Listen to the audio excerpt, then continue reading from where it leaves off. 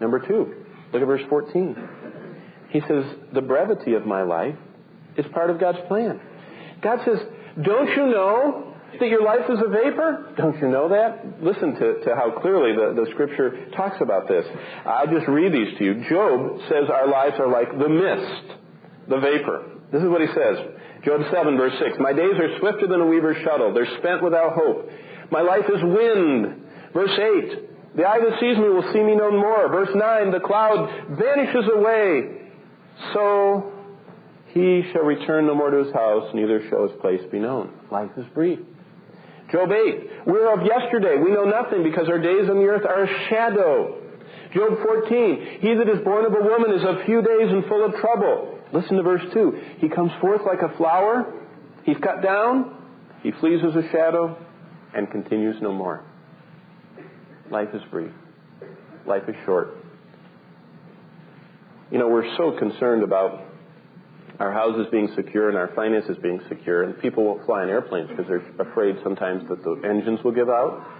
But you know what? We don't even think about how fragile this little organ right about here, wherever it is, somewhere in here, is your heart. Did you know that our heart, the human heart, pumps 100,000 times every day, has a life expectancy of more than 70 years without shutdown for maintenance or repair? And yet, if that little spark of electricity doesn't keep making it go, we're gone. God says, I made it that way. I want you to know that life is fragile. It's brief. It's like a shadow. I thought this was fascinating. What keeps us alive is our blood, you know. And the life of the flesh is in the blood, the Bible says. And I was studying this week about hemoglobin. Now listen to this. I was reading what the doctors say about it. The fact that we will live again in eternity is no more incredible than the fact that we even live at all. Think of the complexity of a single cell in your body. One cell. I want to talk to you about one cell in your body this morning. A molecule of hemoglobin, that's the protein in blood that carries our oxygen to every part of our body. Listen to this.